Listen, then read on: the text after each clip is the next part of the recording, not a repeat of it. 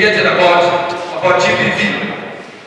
Alright, so quickly, just to give it 10 minutes, I don't know if you can see there. So apparently gender-based violence in Zambia takes a form of physical, mental, social, economic abuse against persons because of that person's gender, and that includes violence that is about physical, sexual, psychological harm. So it's not always beating. Even the things that we say, the things that we do can contribute as well to gender-based violence there. So I gave that picture illustration because it's not only the women that are victims to gender-based violence.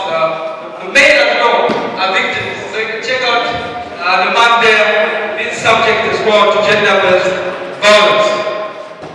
But one thing we need to understand about GBV is that out of 2014 Zambia Demographic Health Survey, we're looking at 43% of women being subjected to this gender-based violence. So which points the fact that we cannot undermine the fact that GBV really affects women. But one thing that we need to understand about GBV is that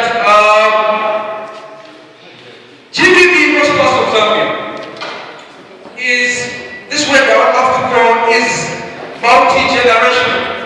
What I mean by multi-generational is the fact that it's not only going to come from the husband or from the wife. GBV also comes from family members. You know, I'm sure we've seen family members where the parents die and the child is left, and so in the process of wanting to love the property, there is emotional, there is psychological abuse that takes place there, and in the process that is also gender-based violence. But also, you find that most of the time, women or young women would actually be subject to this particular type of abuse. Others, it can not only be, relatives, it could be neighbors or any other person.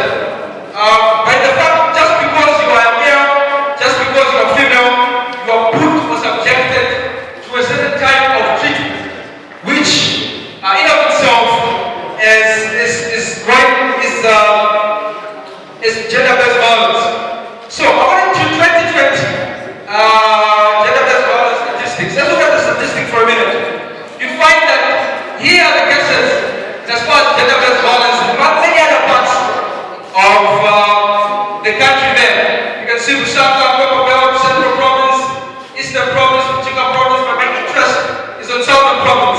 In Southern Province as of 2020, we saw about 192 cases of gender-based violence, which is translated to about 3.8% of the gender-based violence all across the whole country, which brings the fact that in Southern Province we have a lot to do with regards to this particular violence or this particular gender-based violence. And so there's certain ways, there's certain interventions that can be taken to see to it that gender-based violence is somewhat reduced but not eradicated. So we need to look at some of those ways that we want to do in order to reduce or bring about an end to gender-based violence. I have 2 minutes left, so we need to understand that gender-based violence, of course, attributes to domestic violence as well as physical abuse.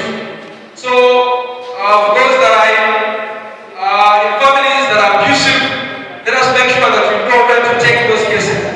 Alright? So gender-based violence, as I said, is not only about girlfriend, boyfriend, husband and wife.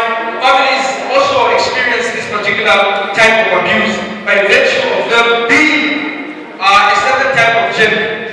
So we must be able to know that if your auntie, if your any other relative tends to put you in a position where you feel abused emotionally, psychologically, or physically, you've got the right to actually report those particular cases.